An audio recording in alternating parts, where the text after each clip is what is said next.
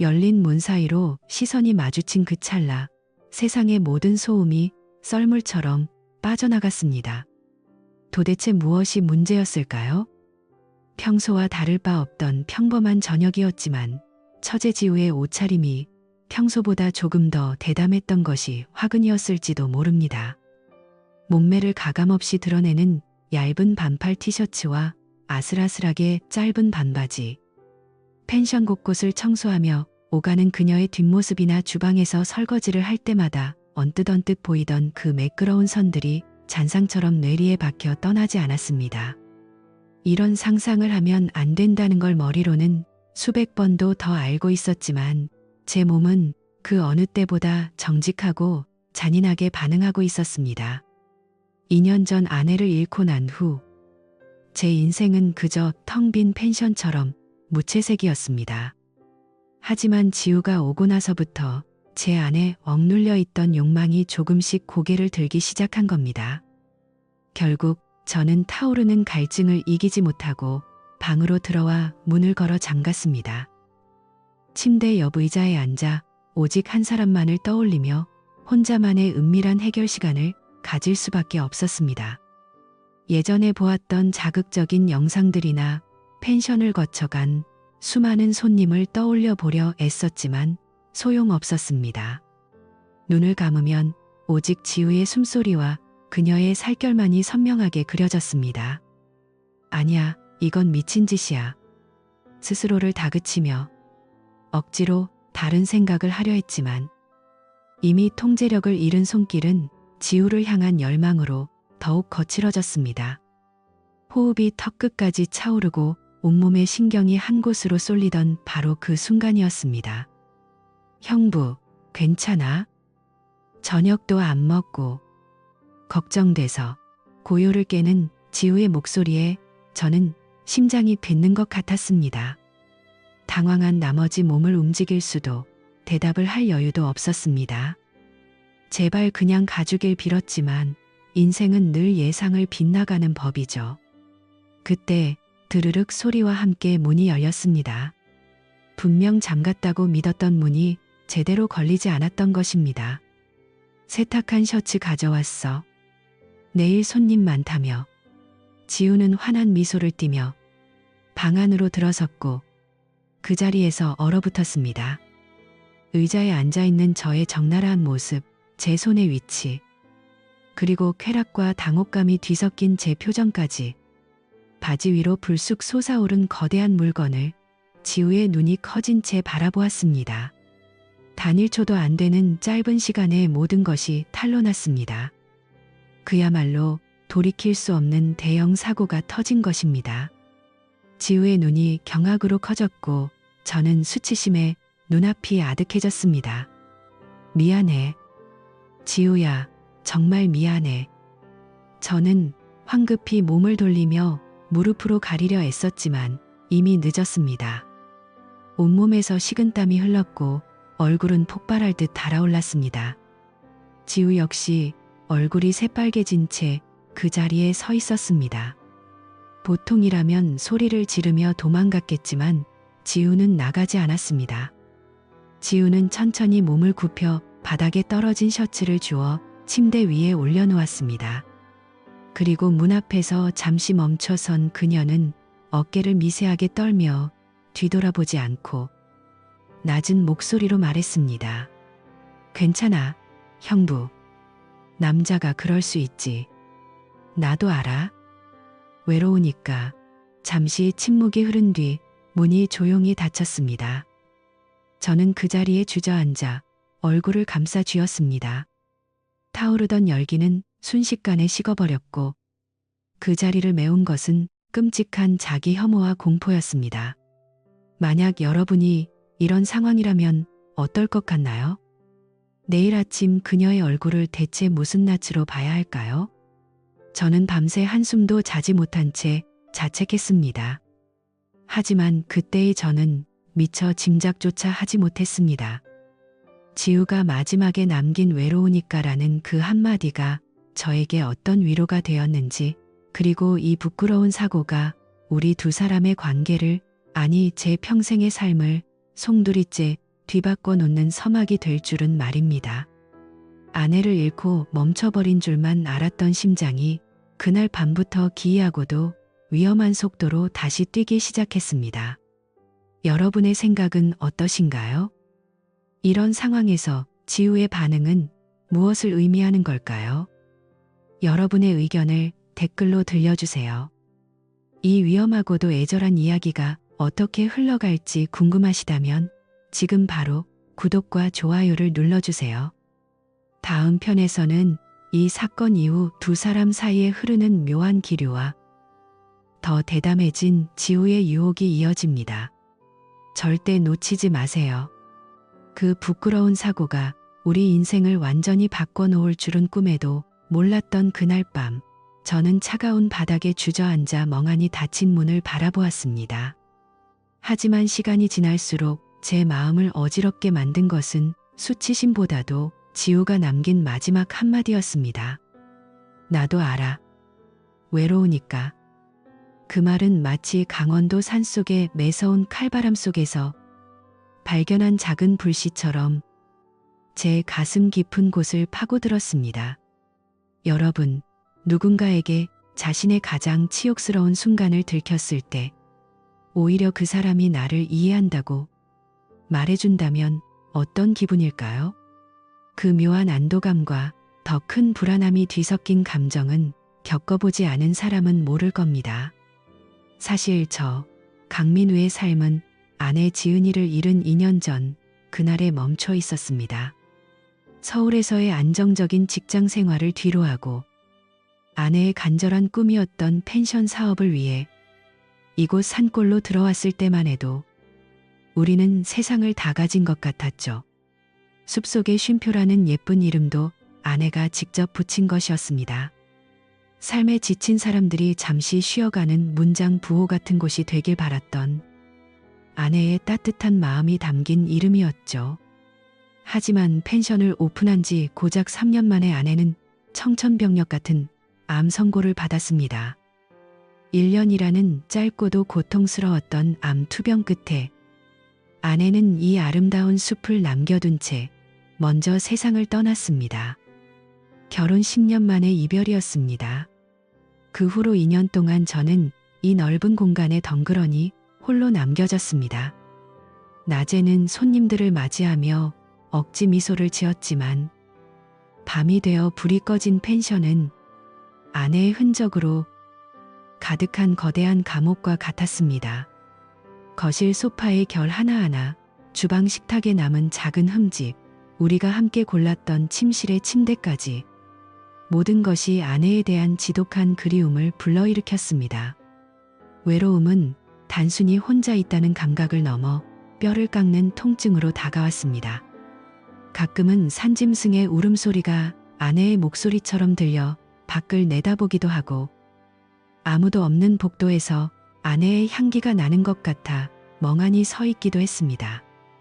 그러던 한 달 전, 이 적막한 숲에 예기치 못한 불청객이 찾아왔습니다. 바로 처제 지우였습니다. 아내 지은이보다 7살이 어렸던 지우는 아내가 떠날 당시 38이었으니 이제 35의 성숙한 여인이 되어 제 앞에 나타난 것이죠. 그날 지우의 모습은 처참했습니다. 무거운 캐리어를 끌고 나타난 그녀의 눈은 빨갛게 부어 있었고 떨리는 손에는 이혼 서류가 들려 있었습니다. 형부, 나 이혼했어. 남편은 일밖에 모르고 나한테는 관심조차 없었어. 결혼 3년 만에 완벽하게 타인이 된 기분이었어. 지우의 눈물 섞인 고백을 들으며 저는 가슴이 먹먹해졌습니다. 방황 끝에 언니가 너무나 보고 싶어. 이곳까지 흘러들어왔다는 그녀를 저는 차마 밀어낼 수 없었습니다. 지우는 펜션의 새로운 식구가 되었습니다. 처음 일주일 동안 지우는 식음전념하며 방 안에만 박혀 있었습니다. 마치 세상과 단절된 섬처럼 말이죠. 하지만 제가 아내가 해주던 방식대로 정성껏 차려준 밥상을 받으며 지우는 조금씩 기운을 차리기 시작했습니다. 형부, 가만히 있으니까 더 우울해. 나도 일 도와줄게. 지우는 펜션의 시운이를 도맡아 하기 시작했습니다. 객실을 정리하고 시트를 빨고 화장실을 닦는 그녀의 손길은 섬세했습니다.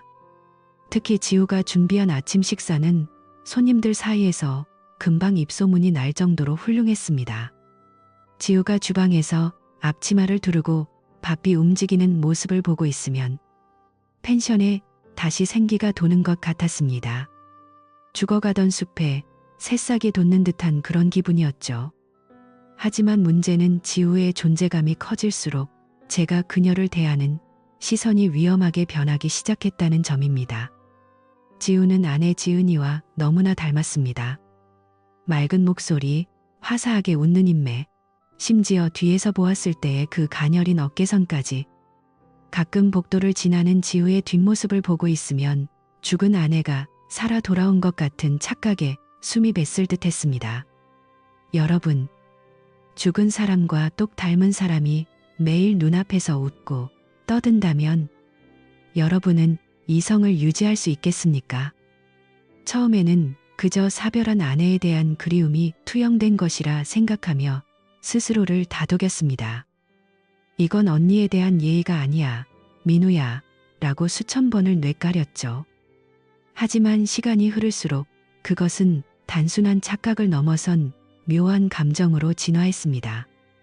지우가 펜션 일을 돕느라 땀을 흘리며 지나갈 때 풍기는 은은한 살냄새, 함께 드라마를 보며 소파에 앉아있을 때 스치는 팔의 온기, 2년 동안 메말라 있던 제 남성으로서의 본능이 그녀의 사소한 움직임 하나하나에 민감하게 반응하기 시작했습니다. 지우 역시 이혼의 상처를 입은 채 외로움에 허덕이고 있었기에 우리의 공감대는 더욱 깊어졌습니다. 어느 날 저녁, 손님들이 모두 잠든 뒤 우리는 데크에 앉아 맥주를 마셨습니다. 형부도 혼자 여기서 많이 힘들었지? 언니 없는 거 얼마나 힘든지 나도 알아. 세상에 우리 둘만 남겨진 기분이야. 지우가 제 팔을 살포시 잡았을 때 저는 온몸에 전기가 흐르는 것 같은 자극을 느꼈습니다. 그 따뜻한 손길은 제 이성을 마비시키기에 충분했습니다. 처제라는 사회적 신분과 아내의 동생이라는 도덕적 굴레가 저를 억눌렀지만 본능은 이미 통제할 수 없는 영역으로 넘어가고 있었습니다. 특히 지우가 편한 옷차림으로 펜션을 돌아다닐 때면 제 시선은 갈 곳을 잃었습니다. 짧은 반바지 아래로 드러난 탄력 있는 다리, 얇은 티셔츠 위로 비치는 실루엣. 저는 저질스러운 상상을 멈출 수 없었습니다. 지우가 주방에서 설거지를 하느라 허리를 숙일 때면 제 입안은 바짝바짝 타들어갔습니다. 이건 범죄야, 이건 죄악이야 라고 소리쳐도 몸은 정직했습니다. 이 금지된 그리움은 제 안에서 거대한 소용돌이가 되어 몰아치고 있었습니다. 아내를 닮은 그녀의 모습은 저에게 위안인 동시에 가장 가혹한 고문이었습니다. 지우가 펜션에 온 이후 이 고요하던 산속 펜션은 더 이상 예전의 쉼표가 아니었습니다. 공기 중에는 팽팽한 긴장감이 감돌았고 우리 두 사람 사이에는 말로 다 할 수 없는 은밀한 감정들이 켜켜이 쌓여갔습니다. 도덕과 본능 사이에서 아슬아슬하게 줄타기를 하던 제 일상은 그날 밤의 사고를 기점으로 완전히 무너져 내렸습니다. 하지만 저는 그때 몰랐습니다. 제가 느꼈던 그 수치스러운 순간이 사실은 지우 또한 오랫동안 억눌러왔던 감정을 터뜨리는 도화선이 되었다는 것을요. 그녀의 나도 알아라는 말 속에 담긴 진짜 의미는 무엇이었을까요? 단순한 동정이었을까요? 아니면 그녀 또한 저와 같은 시선으로 저를 보고 있었다는 고백이었을까요? 여러분, 만약 여러분에게 죽은 연인을 빼닮은 사람이 나타나 여러분의 고독을 어루만져 준다면 여러분은 그 손을 뿌리칠 수 있겠습니까? 이 이야기는 단순히 한 남자의 일탈이 아닙니다. 상실의 고통 끝에 마주한 인간, 본연의 외로움에 대한 기록입니다. 이 아슬아슬한 관계의 끝이 파멸일지 아니면 새로운 구원일지 궁금하지 않으신가요? 지금 바로 이 영상에 좋아요를 눌러주시고 여러분이라면 이런 상황에서 어떤 선택을 했을지 댓글로 남겨주세요. 여러분의 솔직한 의견이 이 이야기를 완성하는 마지막 조각이 됩니다.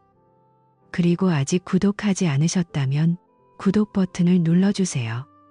다음 편에서는 우리의 관계를 더욱 위험하게 만들었던 지우의 도발적인 일상과 그로 인해 더 이상 참을 수 없게 된 제 욕망의 실체를 가감없이 들려드리겠습니다.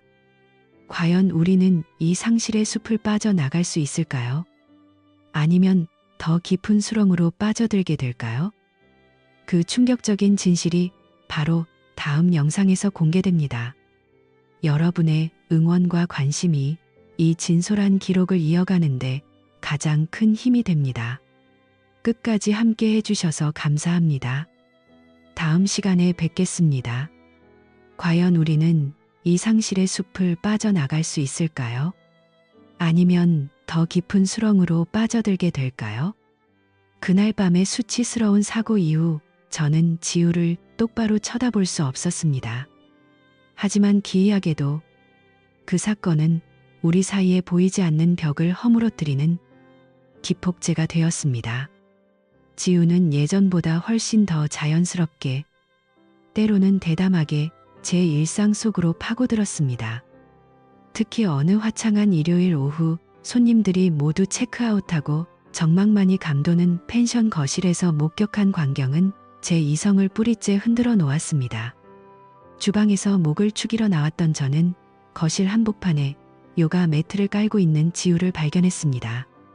평소 펜션 일을 할 때 입던 헐렁한 티셔츠가 아니었습니다. 몸의 곡선을 적나라하게 드러내는 짙은 보라색 레깅스와 아슬아슬하게 짧은 민소매 티셔츠. 지우는 제가 지켜보고 있다는 것을 아는지 모르는지 아니면 알면서도 즐기는 것인지 천천히 동작을 시작했습니다. 35세의 건강하고 탄력 있는 몸매가 레깅스 너머로 고스란히 형상화되었습니다. 매끈한 팔과 어깨선 위로 맺힌 땀방울이 거실로 쏟아지는 햇살을 받아 보석처럼 빛났습니다. 시선을 돌려야 한다는 이성의 외침보다 그녀의 움직임을 쫓는 본능의 속도가 훨씬 빨랐습니다. 지우가 이른바 다운독 자세라고 불리는 기역자 포즈를 취했을 때 저는 마른 침을 삼키는 소리가 제 귀에 들릴 정도로 긴장했습니다. 깊게 숙인 허리와 높이 치켜올린 엉덩이 라인이 레깅스의 팽팽한 긴장감 속에 완벽하게 드러났습니다. 거칠어진 제 호흡이 공기 중에 흩어지는 것이 두려워 저는 숨을 죽인 채 그 뒷모습을 응시했습니다. 헐렁한 티셔츠 목선 사이로 그녀의 가슴골이 선명하게 비쳤고 고개를 돌려 저와 눈이 마주친 지우의 눈빛에는 묘한 장난기가 서려 있었습니다. 형부, 왜 그렇게 서 있어? 물 갖다 준다더니. 나 목말라. 그녀에게 물을 건네기 위해 다가갔을 때 훅 끼쳐오는 땀 냄새와 그녀의 채취가 제 뇌를 마비시켰습니다. 지우는 매트 위에 주저앉아 제가 건넨 물을 마셨고 목을 대가 움직일 때마다 티셔츠 위로 땀 자국이 선명하게 번져갔습니다. 그 모습은 단순히 처제의 모습이 아닌 한 남자를 갈구하게 만드는 여자의 모습 그 자체였습니다. 형부도 요가 해볼래? 몸에 진짜 좋은데. 그녀의 제안을 뿌리치고 저는 서둘러 제 방으로 도망치듯 들어갔지만 머릿속에서는 요가 매트 위에서 유연하게 움직이던 그녀의 신체가 잔상처럼 박혀 떠나지 않았습니다. 며칠 후 사건은 사무실에서 일어났습니다. 며칠째 펜션 뒤편의 축대를 보수하느라 어깨가 돌처럼 뭉쳐있던 저에게 지우가 조용히 다가왔습니다. 형부, 요즘 왜 자꾸 나 피해? 내가 뭐 잘못했어? 아니야. 일이 좀 많아서. 제 서툰 거짓말에 지우는 픽 웃으며 제 의자 뒤로 돌아섰습니다. 어깨 많이 뭉쳤지? 내가 마사지 해줄게. 저번에도 시원하다며 저는 순간 긴장했습니다. 지난번 마사지 때 느꼈던 그 아찔한 감각이 떠올랐기 때문입니다. 하지만 지우는 제 대답도 듣지 않고 부드러우면서도 힘있는 손길로 제 어깨를 누르기 시작했습니다. 지우의 손이 제 어깨에 닿는 순간 찌릿한 전율이 척추를 타고 내려갔습니다. 마사지를 위해 몸을 숙인 지우의 가슴이 제 등에 살짝 스칠 때마다 온몸의 피가 한 곳으로 쏠리는 기분이었습니다. 어우, 여기 정말 돌덩이 같네. 형부 너무 무리하는 거 아니야? 지우의 손길은 목덜미를 지나 날개뼈 부근까지 깊숙이 파고들었습니다. 그녀의 손끝에서 전해지는 온기와 은은한 샴푸 향기가 제 사무실의 공기를 뜨겁게 달구었습니다. 급기야 지우는 등도 좀 풀어줄까? 셔츠 좀 올려도 돼? 라고 물으며 제 셔츠를 살짝 들어 올렸습니다. 거부해야 했지만 제 입에서는 짧은 신음만이 흘러나왔습니다. 그녀의 시원한 손바닥이 제 뜨거운 맨살에 닿았을 때 저는 온몸의 신경이 곤두서는 것을 느꼈습니다. 지우의 체온이 제 피부 속으로 파고들었고 그녀가 힘주어 등을 누를 때마다 닿는 가슴의 부드러운 압박은 제 이성을 완전히 짓눌렀습니다. 그 순간 저는 무의식 중에 제 아래쪽을 내려다보았습니다. 그리고 그대로 얼어붙었습니다. 얇은 바지 위로 제 신체 일부가 걷잡을 수 없을 만큼 팽창해 있었고 그 상태는 숨길 수 없을 만큼 명백했습니다. 제 호흡은 점점 거칠어졌고 심장 소리는 사무실 안을 가득 채울 듯 크게 울렸습니다. 안 돼, 이러면 안 돼. 하지만 몸은 이미 제 통제를 벗어난 지 오래였습니다. 잠시 정적이 흐른 뒤 지우의 마사지 하던 손길이 멈췄습니다. 제 등 뒤에서 옆으로 조금 몸을 틀어 제 상태를 확인한 지우의 시선이 아래로 향했습니다. 지우의 입술 사이로 아주 작은, 하지만 제 귀에는 천둥 소리처럼 크게 들리는 탄성이 터져 나왔습니다. 시간이 멈춘 것 같았습니다. 저는 수치심과 당혹감에 얼굴이 폭발할 듯 달아올랐고 황급히 몸을 돌려 책상 쪽으로 숨으려 했습니다. 미안. 지우야, 정말 미안해. 제 목소리는 볼품없이 떨리고 있었습니다. 하지만 지우는 서둘러 나가는 대신 떨리는 목소리로 아니, 괜찮아 라고 말하며 사무실을 나갔습니다. 문이 닫히는 소리와 함께 저는 책상에 이마를 대고 한참을 헐떡였습니다. 온몸이 땀으로 젖어 있었고 머릿속은 수만 가지 생각으로 뒤엉켰습니다. 지우는 분명히 보았습니다. 제 추한 본능이 그녀를 향해 폭발하고 있었다는 사실을요. 그리고 저는 지우의 눈빛에서 본 것을 잊을 수 없었습니다. 그것은 단순한 놀람이 아니라 억눌러왔던 욕망이 마주쳤을 때 깊은 동요였습니다. 여러분, 이 아슬아슬한 육체적 텐션이 폭발하는 순간을 상상해 보십시오. 만약 여러분이 민우였다면 그 손길을 끝까지 거부할 수 있었을까요? 아니면 이미 넘지 말아야 할 선을 향해 한 걸음을 내디딘 것일까요? 본능은 결코 거짓말을 하지 않습니다. 머리로는 도망쳐야 한다고 외치지만 몸은 이미 서로의 온기를 기억하고 있었습니다. 이제 우리의 관계는 더 이상 이전으로 돌아갈 수 없게 되었습니다. 이 뜨겁고 축축한 땀방울이 과연 우리를 어디로 데려가게 될까요? 이것이 진정한 사랑의 시작일까요? 아니면 파멸의 전조일까요? 지금 바로 댓글창에 여러분의 솔직한 생각을 남겨주세요. 여러분의 댓글은 저에게 큰 위로와 힘이 됩니다. 이 위험하고도 애절한 이야기가 과연 어떤 파격적인 결말로 이어질지 궁금하시다면 망설이지 말고 좋아요를 눌러주세요. 지금 바로 구독 버튼을 누르지 않으면 두 사람의 첫 번째 미래가 공개되는 다음 장을 영영 놓치게 될지도 모릅니다. 함께 해주셔서 감사합니다. 이 금지된 사랑의 다음 장에서 뵙겠습니다. 이 뜨겁고 축축한 땀방울이 과연 우리를 어디로 데려가게 될까요? 사무실에서의 그 아슬아슬한 마사지 사건 이후 펜션의 공기는 눈에 보이지 않는 전압이 흐르는 것처럼 팽팽해졌습니다. 우리는 서로를 마주할 때마다 약속이라도 한 듯 시선을 피했지만 역설적으로 온 신경은 서로를 향해 곤두서 있었습니다.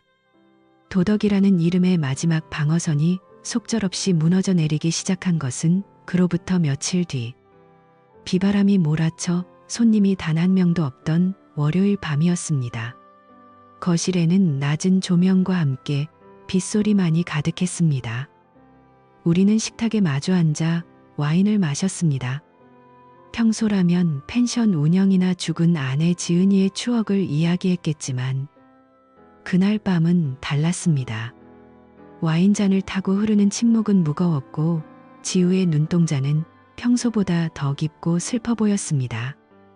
형부, 사실 나 형부 옆에 있으면 마음이 너무 편해. 그런데 그래서 더 괴로워. 지우의 입술이 가늘게 떨렸습니다.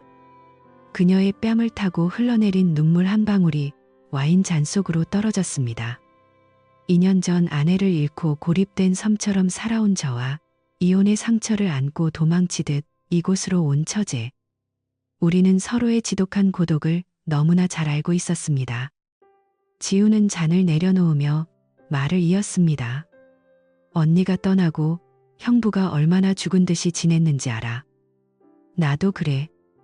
남편이라는 사람과 한 집에 살면서도 나는 늘 혼자였어. 그 지옥 같은 외로움 속에서 언니가 너무 보고 싶어 여기까지 왔는데. 그런데 이제는 형부 얼굴만 떠올라. 지우의 솔직한 고백에 저는 가슴이 찢어지는 것 같았습니다. 우리는 각자의 상실을 메우기 위해 서로의 온기를 갈구하고 있었던 겁니다. 저는 참지 못하고 자리에서 일어나 그녀에게 다가갔습니다. 그리고 울고 있는 지우를 품에 꼭 안았습니다.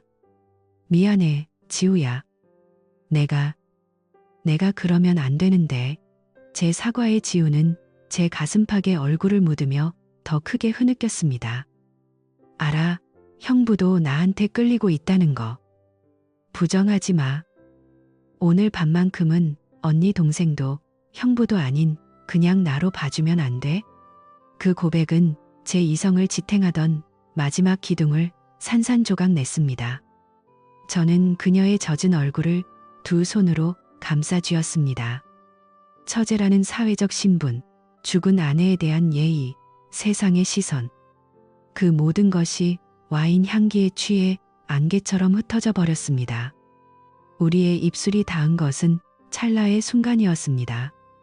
처음에는 조심스러웠지만 이내 억눌러왔던 갈증이 폭발하듯 격정적인 키스로 이어졌습니다. 소파로 쓰러지듯 몸을 굽힌 우리는 서로의 숨결을 탐닉했습니다. 지우의 부드러운 살결이 제 손끝에 닿을 때마다 온몸의 감각이 비명을 지르는 것 같았습니다. 빗소리는 더욱 거세졌고 거실의 정적은 우리의 거친 호흡 소리로 채워졌습니다. 방으로 가요, 형부. 더 이상 참기 싫어. 지우의 속삭임에 저는 그녀를 안아들고 제 방으로 향했습니다. 문을 잠그고 커튼을 치자 방 안은 오직 우리 두 사람만의 우주가 되었습니다. 하나씩 벗겨지는 옷가지와 함께 우리는 서로의 적나라한 육체를 마주했습니다. 지우의 몸은 믿기지 않을 정도로 아름다웠습니다. 탄력 있는 가슴과 잘록한 허리, 그리고 요가로 다져진 매끈한 다리 라인까지. 지우야, 정말 아름다워. 제 찬사의 지우는 수줍은 듯하면서도 대담하게 제 가슴을 쓸어내렸습니다. 그녀의 손길이 닿는 곳마다 불길이 번지는 것 같았습니다. 우리는 침대 위에서 서로의 살결을 확인하며 고독의 상처를 메워갔습니다. 지우의 뜨거운 숨결이 제 귓가를 간지럽혔고 그녀의 신음소리는 제 본능을 더욱 날카롭게 세웠습니다. 형부, 나 너무 오랜만이라 살살해줘. 그녀의 떨리는 목소리에 저는 더욱 깊이 그녀를 탐닉했습니다. 금기된 관계라는 사실이 오히려 우리의 감각을 더 날카롭고 강렬하게 자극했습니다. 처제라는 사실을 완전히 잊은 채 저는 오직 눈앞에 있는 한 여자만을 원했습니다. 절정의 순간, 우리는 서로의 이름을 부르며 하나가 되었습니다. 그것은 단순한 육체적 쾌락을 넘어 2년 동안 텅 비어 있던 제 영혼의 구멍을 채우는 생존의 몸부림과도 같았습니다. 온몸이 땀으로 젖어 서로의 피부가 착 달라붙었지만 그 끈적임조차 사랑스럽게 느껴질 만큼 우리는 서로에게 몰입했습니다. 관계가 끝난 후 우리는 땀에 젖은 채 나란히 누워 서로의 온기를 느꼈습니다. 지우는 제 팔을 베고 누워 평온한 숨을 내쉬었습니다. 끔찍한 죄책감이 밀려올 줄 알았는데 기이하게도 제 마음을 채운 것은 태어나서 처음 느껴보는 완벽한 행복감이었습니다. 죽은 아내 지은이에게는 미안한 마음이 들었지만 살아있는 제가 지금 느끼는 이 온기를 부정할 수는 없었습니다. 형부 행복해? 지우가 묻자 저는 그녀의 머리카락을 쓸어 넘기며 답했습니다. 응, 너무 행복해서 무서울 정도야. 네가 내 옆에 있다는 게 믿기지 않아. 여러분, 이 위험하고도 달콤한 첫 번째 미래에 대해 어떻게 생각하시나요? 사랑이 모든 금기를 정당화할 수 있을까요? 아니면 이것은 그저 외로움이 만들어낸 신기루일 뿐일까요? 여러분의 의견을 댓글로 들려주세요. 사랑과 도덕 사이에서 고뇌하는 이 슬픈 연인들에게 여러분의 한마디가 큰 울림이 됩니다. 지금 바로 좋아요를 눌러 이들의 선택을 지켜봐 주세요. 하지만 이 행복은 오래가지 않았습니다. 펜션이라는 열린 공간에서 우리의 비밀이 영원할 수는 없었죠. 다음 편에서는 우리의 비밀을 눈치채기 시작한 외부인들의 예리한 시선과 들킬지도 모른다는 공포 속에서 더욱 타오르는 두 사람의 아슬아슬한 이중 생활이 이어집니다. 90%의 사람들이 예상치 못한 반전이 기다리고 있습니다. 여러분이 민우라면 세상의 비난을 무릅쓰고 이 사랑을 지키시겠습니까? 아니면 다시 고독한 숲속으로 숨어버리시겠습니까? 지금 바로 여러분의 목소리를 댓글에 남겨주세요. 그리고 아직 구독하지 않으셨다면 구독 버튼을 눌러주세요. 이 금지된 사랑의 운명이 결정되는 순간을 절대 놓치지 마십시오. 여러분의 응원은 제 진솔한 기록을 이어가는 유일한 힘입니다. 끝까지 함께 해주셔서 감사합니다. 우리는 이제 멈출 수 없는 폭주 기관차에 올라탄 것과 같았습니다. 그 뜨거운 첫날 밤 이후 강원도 산골의 숲속의 쉼표는 더 이상 예전의 적막한 휴양지가 아니었습니다. 낮에는 타인들의 눈을 의식하며 평범한 형부와 처제로 거리를 두었지만 밤이 되어 펜션의 모든 불이 꺼지고 산짐승의 울음소리만 들려오면 우리는 서로의 방을 은밀히 오가는 뜨거운 연인이 되었습니다. 하지만 이 위험천만한 이중생활은 그리 오래가지 않아 여기저기서 균열을 보이기 시작했습니다. 발각의 공포는 예상치 못한 곳에서 우리를 덮쳐왔습니다. 첫 번째 위기는 지우의 가장 절친한 친구인 수연이 예고 없이 펜션을 방문했을 때였습니다. 지우야, 너 얼굴이 왜 이렇게 좋아졌어? 피부에서 광이 나네? 단순히 공기가 좋아서 그런 거야. 아니면 내가 모르는 다른 이유라도 있는 거야? 수연의 날카롭고 장난기 섞인 질문에 지우는 눈에 띄게 당황하며 말을 돌렸습니다. 하지만 수연의 예리한 시선은 주방에서 함께 아침 식사를 준비하던 우리 사이의 미묘한 기류를 결코 놓치지 않았습니다. 접시를 건넬 때 살짝 스치는 손길, 0.1초 더 머무는 눈빛. 수연은 제가 잠시 자리를 비운 사이 지우에게 조용하지만 서늘하게 속삭였습니다. 너 형부를 보는 눈빛이 예사롭지 않다? 너 설마 내가 생각하는 그건 아니지? 정신 차려, 지우야. 여긴 언니의 흔적이 있는 곳이잖아. 그날 밤 지우는 제 방으로 오지 못했습니다. 문 하나를 사이에 두고 서로를 갈망하면서도 발각될지 모른다는 공포에 떨며 뜬 눈으로 밤을 지새워야 했습니다. 하지만 진정한 공포는 우리 펜션의 오랜 단골 손님인 박태수 씨의 경고와 함께 찾아왔습니다. 그는 수십 년간 사람을 상대해온 노련한 사업가였죠. 어느 날 오후, 그는 평소처럼 거실에서 차를 마시다 저를 조용히 테라스로 불러냈습니다. 민우 씨, 주제 넘은 참견이라 생각할지 모르겠지만 요즘 민우 씨가 처제분을 보는 눈빛이 예전과 많이 다릅니다. 사람들의 눈은 생각보다 정확하고 잔인해요. 지금 그 눈빛, 남자가 여자를 볼 때에 그 갈증이 담겨 있습니다. 조심하는 게 좋을 겁니다. 자칫하면 공들여 쌓은 모든 걸 잃을 수 있어요. 그의 나지막한 목소리는 마치 제 등에 꽂히는 비수 같았습니다. 식은땀이 비오듯 흘렀고 저는 아무런 대답도 못한 채 마른 침만 삼켰습니다. 이후 들킬지도 모른다는 공포는 우리를 극심한 정신적 고통으로 몰아넣었습니다. 우리는 한동안 서로를 철저히 외면하기로 했습니다. 거실에서 마주쳐도 눈길을 피했고 꼭 필요한 용건 외에는 입을 닫았습니다. 하지만 억누를수록 갈증은 더욱 깊어만 갔습니다. 지우는 복도에서 저와 스칠 때마다 눈시울을 붉혔고 저 역시 밤마다 옆방에서 들려오는 그녀의 뒤척임 소리를 들으며 미칠 것 같은 고립감을 느꼈습니다. 사회적 매장이라는 현실적인 두려움, 죽은 아내에 대한 씻을 수 없는 죄책감, 그리고 지우를 향한 이 지독한 갈망 사이에서 저는 매일 밤 지옥을 경험했습니다. 결국 저는 중대한 결단을 내려야만 했습니다. 이대로 숨죽여 살다가는 우리 두 사람의 영혼이 먼저 파멸할 것이 뻔했으니까요. 어느 비바람이 몰아치던 목요일 밤, 저는 참지 못하고 지우의 방문을 두드렸습니다. 문이 열리자마자 지우는 제 품에 무너지듯 안겨 서럽게 울음을 터뜨렸습니다. 형부, 나 너무 무서워. 사람들이 우리를 짐승처럼 보겠지? 언니가 하늘에서 보고 있으면 어떡해? 나 그냥 떠날까?